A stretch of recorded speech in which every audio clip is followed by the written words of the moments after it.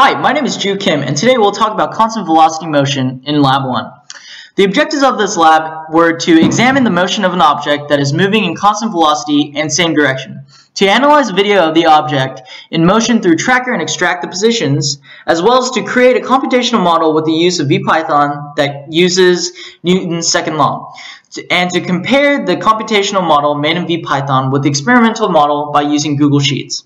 The use of Newton's second law is used because as force equals mass times acceleration, we find out that F net equals 0.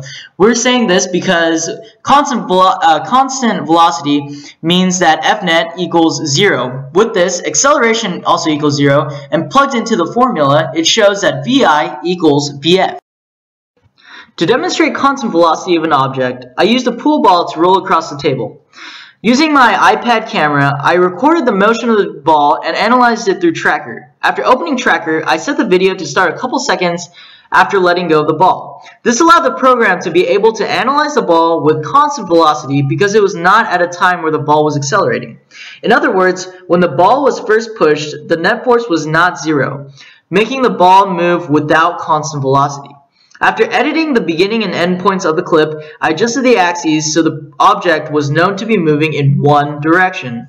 The ball moved along the negative x-axis, so it came out to have a negative velocity. The negative velocity does not affect the magnitude of the object, it just shows which direction it was moving.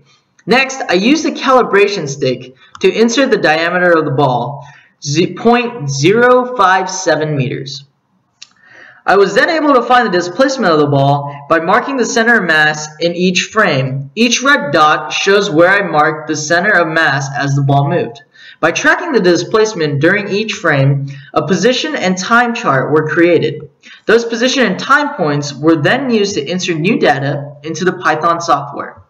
As you can see, the initial position is given and the initial velocity was found by dividing the change of position by the change of time.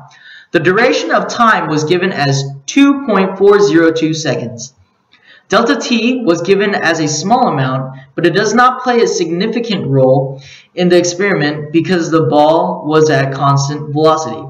Also included in the math is the mass of the ball. The mass did not play a significant role either because the net force was 0. Now, as you can see, this is my program running, and the slope of the line is negative because the velocity was recorded as negative.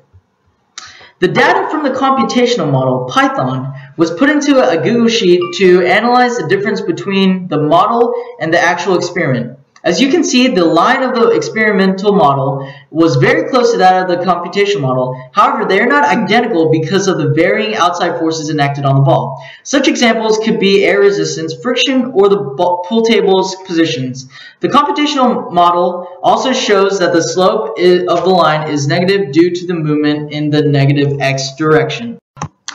Now, some questions asked about this lab were how would the results change and how would they remain the same if you were to flip the axes. Now, if I were to flip the axes, the things that would stay the same are velocity and magnitude, but the thing that would change is the direction. With the direction changing, the sign of the velocity would flip. The next question is it possible for you to say how many pushes and pulls are added together to give 0 net force in the case that you observed? No, it is not, because there's so many different variables playing on the ball that give it 0 net force. Some examples are air resistance or friction. So we cannot determine how many pushes and pulls are added to give 0 net force on the ball. In conclusion, constant velocity is used in this experiment to compare the model versus the experiment.